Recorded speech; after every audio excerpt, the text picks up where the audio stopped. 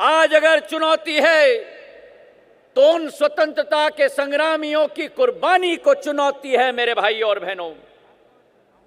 4 वर्षों में जहां एक तरफ मेरा किसान, मेरा नौजवान, मेरी महिला पस्त हो चुकी है, वहीं ये भाजपा के मंत्री, संतरी, तंत्री पूरी तरह से मस्त हो चुके हैं।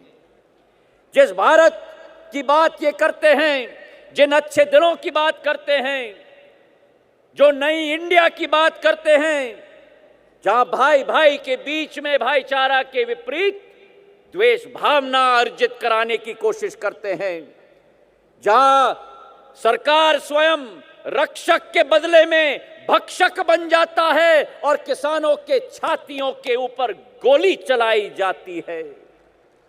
एक ऐसा भारत, एक नया इंडिया जहां महिलाओं के ऊपर दिन दहाड़ा बलात्कार किया जाता है, जो पाकिस्तान भारत पर बार बार उत्साहवर्धन के अलावा हर बार उकसाने की कोशिश करती है। हमारे जवान सरहद पर अपना शहादत देते हैं और ये सरकार नतमस्तक होकर खड़े रह जाती है। बड़े बड़े उद्योगपति भारत की पूंजी लेकर इस सरकार के संरक्षण में फरार हो जाते हैं और मेरे बेरोजगार नौजवानों को ठेंगा दिखाया जाता है सरकार के द्वारा। ये चुनौती मेरे भाई और बहनों, ये केवल कांग्रेस पार्टी के लिए चुनौती नहीं है। मैं तो मानता हूं कि ये भारत के अस्तित्व के लिए आज चुनौती हमारे सामने आ चुकी है। जो अच्छे दिन के ढंढोरा पीटते हैं, मैं उनसे पूछना चाहता हूं कि हमने महंगाई वाली गर्मी देखी है, हमने दुखों की बरसात देखी है, हमने नोटबंदी की सर्दी देखी है, लेकिन आज तक अच्छे दिन नसीब नहीं हुए हमारी देश की जनता को।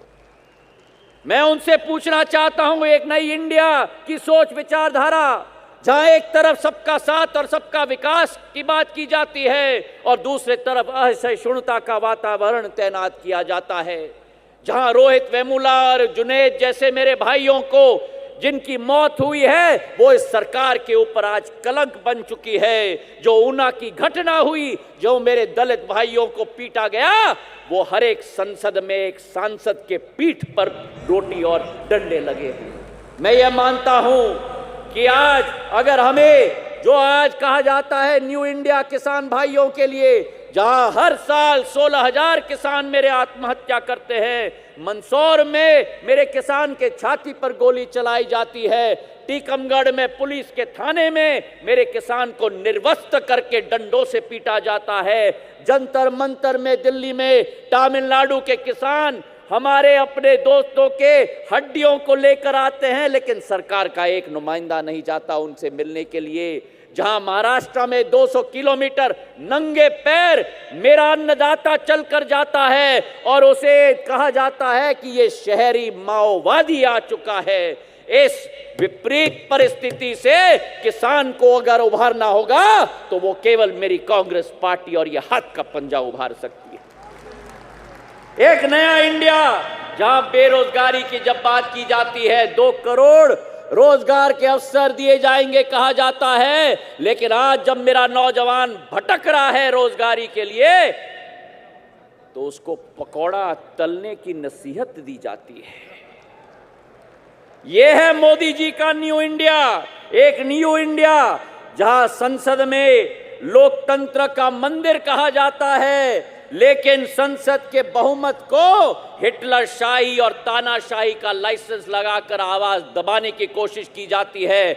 मैं मोदी जी और उनकी सरकार को कहना चाहता हूं कि कांग्रेस पार्टी का एक एक सांसद और कार्यकर्ता न कभी झुका है, हमारे गर्दन कट जाए लेकिन हम झुकेंगे नहीं। ये एक संदेश हम इस अधिवेशन से भेजना चाहते हैं।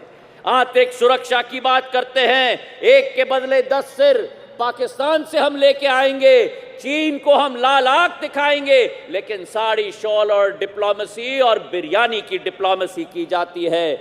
मैं आज पूछना चाहता हूं कि आज इस अधिवेशन में बैठे हुए हर एक नौजवान से कि किसी को लगता है कि किसान खतरे में हैं? लगता है कि नहीं?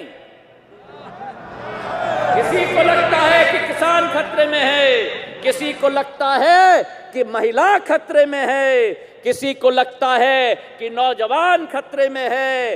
अरे मेरे यारो, वर्ग का चश्मा उतार दो, क्योंकि मेरा पूरा हिंदुस्तान खतरे में है।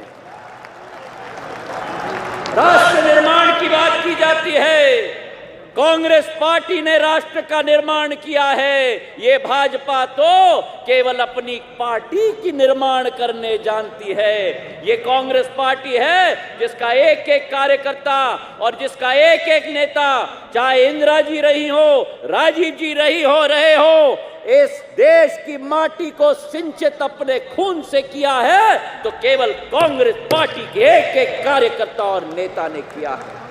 आज एक नया सूर्योदय हो रहा है, एक नया सूर्योदय हो रहा है राहुल गांधी जी के रूप में। ये सूर्योदय कांग्रेस पार्टी का सूर्योदय नहीं, ये सूर्योदय मेरे भारतवर्ष का सूर्योदय होने जा रहा है।